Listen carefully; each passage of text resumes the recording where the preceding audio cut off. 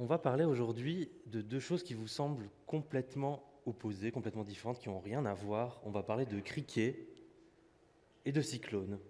On va nommer notre petit criquet Gérard, parce que ça va vous faire un petit peu sourire, mais aussi c'est le nom de mon frère. Et vous verrez l'histoire de la vie de Gérard. L'effet papillon, retenez bien ça, on va comprendre quel est le lien entre ces deux choses qui n'ont rien à voir. Alors, on va avoir une carte centrale et je vais sortir de la carte de temps en temps pour vous parler un peu de science. Ça va vous rappeler quelques cours de biologie. Vous avez en ligne rouge les limites de la vie du criquet. Donc, il va vivre dans la zone en rouge, le criquet pèlerin, parce qu'il y en a plusieurs. Et vous avez en bleu les endroits où il y a des cyclones qui se produisent dans cette partie du globe, donc sur la péninsule arabique et sur la Corne africaine. On va se placer en 2019-2020 puisqu'il y a eu une catastrophe qui a coûté 300 millions de dollars aux Africains. C'est l'invasion des criquets pèlerins sur la Corne africaine, sur la péninsule arabique et même jusqu'en Afghanistan et au Pakistan. À première vue, en fait, il n'y a pas trop de lien entre ces trois couleurs-là. La zone verte où il y a eu les dégâts n'a pas trop de lien avec les cyclones, mais elle se situe bien sûr dans la zone rouge, le lieu de vie des criquets pèlerins. Allez, on prend un peu d'auteur, on sort de la carte, maintenant on va faire de la biologie, ça va vous rappeler des souvenirs, et je commence par des figures que vous détestez tous, le cycle de la vie de Gérard. Alors, on va prendre un œuf de criquet pèlerin qui se développe dans le sol. Il va y avoir 4 ou 5 stades larvaires suivant les conditions météorologiques, et puis s'ils ont à manger, voilà. Un stade jeune ailé, un stade ailé, et puis Gérard se trouve une femme, il fait des œufs, et puis ça recommence. Le cycle dure 2 à 6 mois suivant les conditions météorologiques. Température, humidité sont extrêmement importants pour les œufs, pour la survie des œufs. S'il fait trop chaud, trop froid, les œufs meurent. S'il n'y a pas d'eau, ils ne se développent pas. Température, humidité sont aussi très importants pour les stades larvaires, puisqu'on considère aussi qu'ils permettent de faire pousser les plantes pour qu'ils puissent se nourrir. S'il n'y a pas d'eau, les plantes ne poussent pas et ils meurent de faim.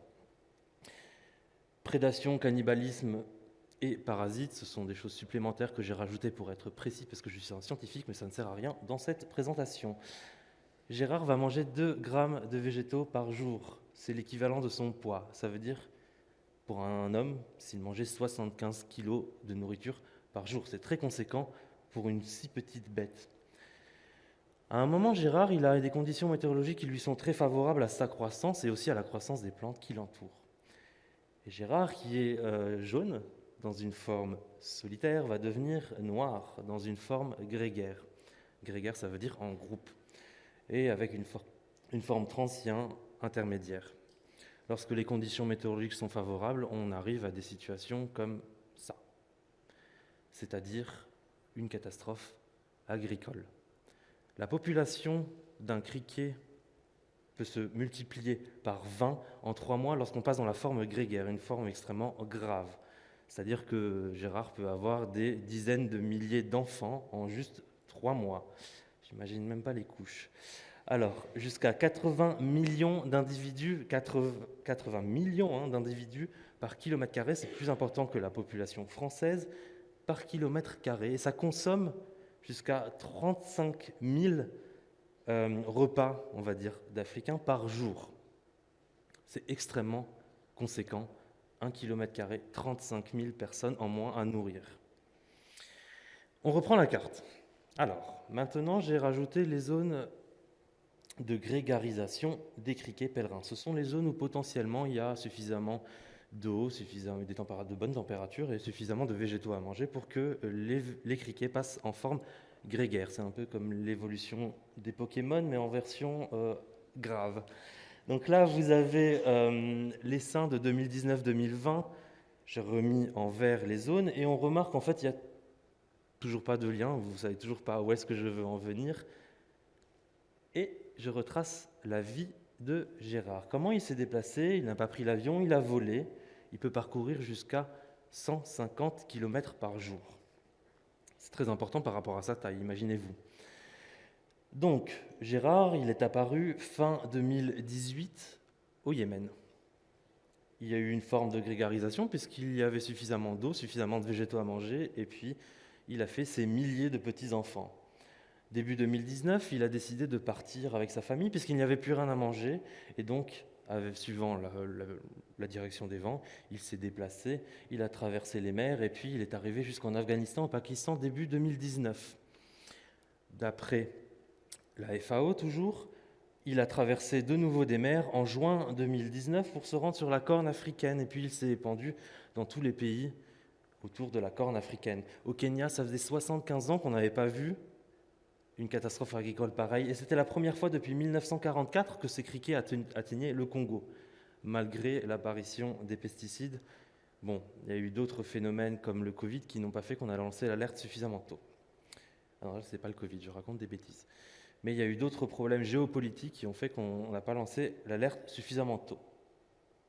Janvier 2020, Gérard arrive au Kenya. Je sors de la carte, maintenant on va parler des cyclones. Ça n'a rien à voir avec les criquets, mais vous allez comprendre pourquoi je vais vous parler de ces cyclones. Un cyclone, c'est une dépression caractérisée par un œil central.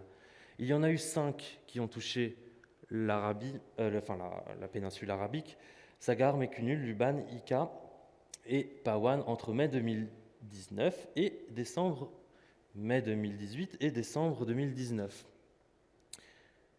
Ça fait de belles images. Des cyclones tropicaux entourés de déserts, c'est pas très courant. Et ils ont été plus nombreux que d'habitude. Et là, c'est la figure la plus importante. Les premiers qui ne m'écoutent pas, il ne va rien comprendre. Il faut absolument m'écouter. Le 13 mai 2018, une image satellite d'un désert à Oman avant le cyclone Mécunu. Et après, le 29 mai 2018, le même désert avec des lacs. Les cyclones ont apporté de l'eau au niveau de l'Arabie Saoudite. Et c'est cette eau-là qui a permis aux œufs de se développer, aux larves de se développer. Et ensuite, les végétaux ont poussé et les criquets avaient tout ce qu'il fallait pour grégariser. Et donc, c'est pour ça qu'il y a eu, à Oman, dans le Yémen, je dis des bêtises depuis le début, dans le Yémen, une grégarisation qui s'est ensuite étendue. J'ai rajouté les trajets des 5 cyclones en bleu sur cette carte, avec les noms au-dessus. Vous allez me dire, mais il y a quand même des trous, là, il y a des mois où il n'y a pas de cyclone, il n'y a pas d'eau, c'est un désert. Pourquoi ça a quand même favorisé l'apparition des criquets? Cette fois-ci, on va parler de circulation atmosphérique. Vous connaissez tous un dipôle. Là, je vais parler du dipôle de l'océan Indien, mais vous connaissez tous un dipôle, c'est El Niño, El Niña. Ça, c'est le plus célèbre, c'est forcément celui qui nous impacte. Mais là, je vais vous parler du dipôle dans l'océan Indien. Il peut y avoir une différence de température entre, je ne vais pas rentrer dans les détails, sinon on pourrait passer des heures, mais on a une différence de température entre des eaux chaudes et des eaux froides. Et cela va favoriser en fait les précipitations sur la corne africaine. Qui dit précipitation, dit plus de pluie, dit des criquets qui ont plus d'eau, et donc des végétaux qui poussent, plus de nourriture, et une forme de grégarisation. Je rajoute sur mon graphique le dipôle de l'océan Indien, et tout au long de l'année, en fait, il y a eu de l'apport d'humidité. Et cette humidité a permis la grégarisation des criquets. Et à partir de là, c'est l'effet papillon. Comme je vous ai dit au début, un cyclone qui apporte de l'eau dans le désert du Yémen provoque une catastrophe agricole à 2000 km de là. Merci la technologie. Avant que vous me posiez la question au pot qui arrive dans pas très longtemps, le changement climatique, parce qu'il faut toujours raconter le changement climatique et les catastrophes, le changement climatique, est-ce qu'il impacte ce processus-là? 4 points, le dipôle, les cyclones, la température et la sécheresse. On commence par les dipôles. Alors c'est une figure très compliquée, mais on ne va pas tout détailler, sinon on va dépasser le temps. En bleu, vous avez les années où il y a un dipôle faible. En vert, vous avez les années où il y a un dipôle modéré. Et en rouge, vous avez les dipôles extrêmes. Ici, de ce côté-là, je ne sais pas de quel côté vous êtes, mais de ce côté-là, il y a le contrôle, la période du siècle passé. Et là, il y a le changement climatique. Vous remarquez qu'avec la figure du changement climatique, les points rouges, il y en a beaucoup plus. Ça veut dire que les dipôles vont être plus violents. Donc, le dipôle va être plus fréquent, plus violent, et va donc apporter plus d'eau sur la péninsule arabique, et donc les criquets vont pouvoir passer en forme grégaire. Donc les dipôles sont positifs pour les criquets. Enfin, pas pour nous, pour les criquets. Nous, après, on a moins de nourriture. Les cyclones, maintenant. Vous avez ici le tracé, ce graphique vous montre le nombre de cyclones qu'il y a sur la péninsule arabique depuis 1950. Il n'y a pas de tendance à la hausse. On est plutôt sur des cycles. Et d'ailleurs, c'est ce que dit le dernier rapport du GIEC. J'espère que vous l'avez tous lu. Pas de tendance sur le nombre total d'événements cycloniques. Donc on est plutôt sur quelque chose de stable, légèrement cyclique. Par contre, on a une augmentation des événements de type extrême. Et un chiffre à retenir, c'est chaque degré de gagné dans l'atmosphère, c'est 7% de plus d'humidité dans l'atmosphère et donc plus de pluie. Donc plus de pluie, plus de criquets. Par contre, les tendances sont compliquées au niveau des descentes d'échelle, au niveau des bassins, et donc il y a encore des choses à approfondir dans ces recherches-là. Donc pour les cyclones, plus de pluie, c'est positif pour les criquets. La température. Maintenant, vous avez en abscisse la température et en ordonnée le temps d'incubation des œufs. Plus il fait chaud, plus les œufs, le temps d'incubation est plus court. Ça veut dire que plus le cycle de croissance du criquet est court, et donc plus il fait chaud, plus les criquets se reproduisent rapidement. La température est donc positive également pour la croissance des criquets. Et une dernière image, donc c'est une image de l'IPCC, c'est la traduction en anglais du GIEC. Vous avez ici la corne africaine que vous pouvez distinguer et l'Arabie Saoudite. J'ai pris la figure officielle qui n'est pas très claire, il faudra que je leur dise. Mais vous voyez qu'on est plutôt dans des zones en bleu sur les bords de mer, là où les cyclones impactent. C'est-à-dire que consecutive dry days, ça veut dire les jours consécutifs de sécheresse, il y en aura moins, les sécheresses seront plus courtes. Il n'y a pas que des sécheresses avec le changement climatique, il y a aussi un bouleversement du climat en général. Donc il va y avoir des sécheresses qui seront plus courtes, donc plus de pluie. Ça veut dire que, comme bon climatologue qui se respecte actuellement, je vous dis encore une mauvaise nouvelle, vers une hausse du risque de ces problèmes des criquets en Afrique de l'Ouest, et donc des problématiques géopolitiques et agricoles, et donc alimentaires. Je vous remercie de votre attention.